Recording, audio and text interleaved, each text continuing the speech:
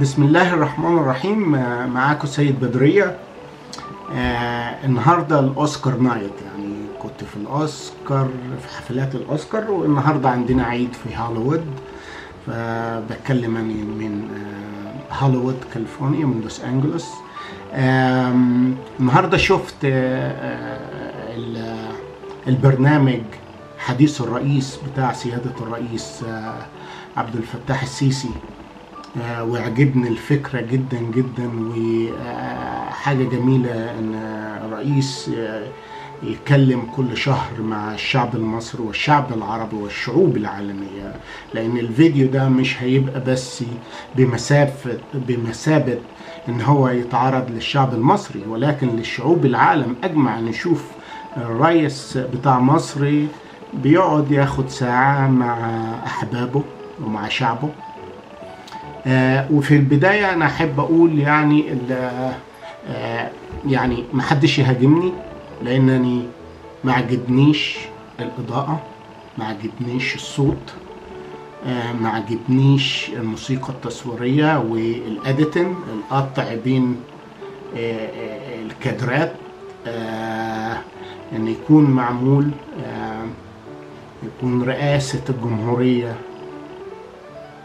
هي المكان، يكون رئيس الجمهورية بيتكلم من رئاسة الجمهورية ومن بيته، ومن يعني في فخامة. ما بانش ده في الإضاءة. الصوت وحش جدا، السينك وحش جدا.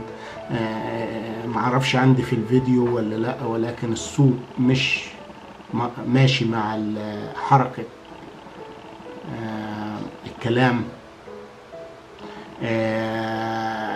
مفيش حاجة فيه كويسة إلا الإلقاء بتاعت سيادة الرئيس. لما يكون رئيس مصر، ومصر من البلاد اللي دخل فيها السينما والتلفزيون بدري جدا، فالمفروض إن رئاسة الجمهورية تغير. وعندكم الأستاذ خالد يوسف، المفروض يعمل مجموعة عمل، لأن ده أنت سيادة الرئيس بتحارب ناس عندهم تقنية عالية في إعطاء المعلومة. ما تشوف داعش بيعمل حاجة بكاميرات سكرين وكاميرات موفين شوت ودالي وكلام من ده، حاجات تقنية عالية جدا جدا. فعشان سيادتك تتكلم القطع بتاع الكلام، هو متصور ب3 كاميرات، يعني واحدة في الجنب على سيادة الرئيس، واحدة وايت شوت، واحدة كلوز اب وميديوم. ولكن تركيبة السينمائية في إلقاء الحديث المهم مش مترتبة صح. الإضاءة وحشة جدا، كلها لون واحد،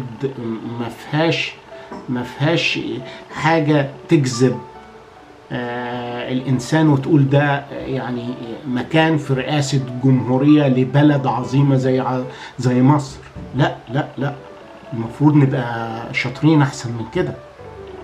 لابد اللي احنا نعمل عمل، ويكون في DP دايركتور اوف فوتوغرافر ممتاز، إضاءة ممتازة، الصوت مهم جدا جدا جدا، ممتازة.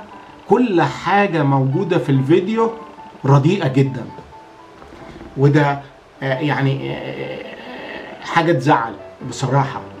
ولابد الناس بتاعت لازم ان احنا كلنا نحط ايدنا في ايد بعض.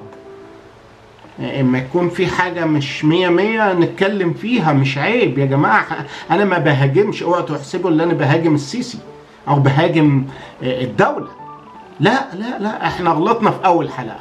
لابد ان احنا ناخد بالنا، والمفروض يطلع من رئاسة جمهورية مصر العربية اعظم واقدم بلد في العالم بتقول معلومة.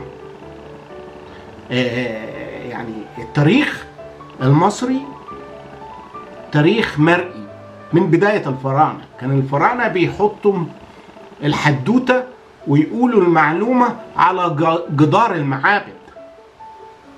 وما عملنا السينما في الجولدن ايج، في الوقت الذهبي للسينما المصرية، كنا زي هوليوود بالظبط ماشيين معاها. فما نيجي نعمل حاجة من رئاسة الجمهورية لازم تبقى عالية عالية عالية عالية. يعني احنا بنحب السيسي، فلازم احنا نوضب الموضوع يبقى شكل رئاسي لبلد عظيمة زي مصر. فعندنا ناس مش هنجيب من بره، وهتحسبوا اللي احنا نجيب من هوليوود يعملوا ده. عندنا ناس في مصر يعملوا احسن من ده 10 مرات. فلابد لرئاسة الجمهورية تجيب ناس من بره وتشوف شغلها، ونعمل حاجة عظيمة عشان كل شهر نتفرج على الرئيس ونسمع الصوت ونشوف سيادة الرئيس بطريقة يعني جميلة. وشكرا.